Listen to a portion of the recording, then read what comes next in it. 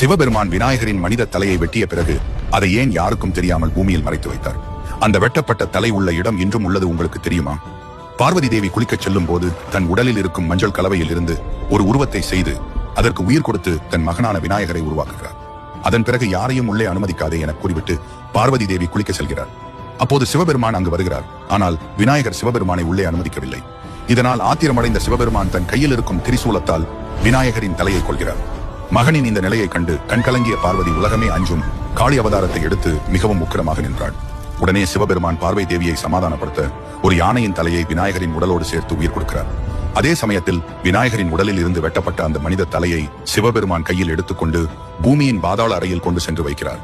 அந்த தலை காலப்போக்கில் சிலையாக மாறியது. இன்றும் உத்தரகாண்ட் மாநிலத்தில் உள்ள பாதாள புவனேஸ்வரர் குகையில் விநாயகரின் தலையானது சிலை வடிவில் உள்ளது. இதில் மேலும் ஒரு அதிசயமாக அந்த தலையின் மேல் 108 இதழ்களை கொண்ட பிரம்ம கபாலம் எனும் மலர் உள்ளது. அதிலிருந்து இயற்கையாகவே தண்ணீர் துளிகள் அந்த தலையின் மீது விழுகின்றன. புராணங்களின்படி இந்த இடத்தில் 33 கோடி தேவதைகள் இருப்பதாக நம்பப்படுகிறது. அதாவது பிரபஞ்சத்தை இயக்கம் 33 வகையான தேவதைகள் இந்த தலையை சூழ்ந்து பாதுகாப்பாக இருப்பதாக கூறப்படுகிறது. சிவபெருமானின் பாதம் பட்ட குகை மேலும் விநாயகரின் தலை உள்ள குகை என்பதால் இந்த இடத்தை தரிசித்தாலே வாழ்க்கை மாறும் என நம்பப்படுகிறது. இந்த பதிவை லைக் செய்து ஜெய் கணேஷா என கமெண்ட் செய்யுங்கள்.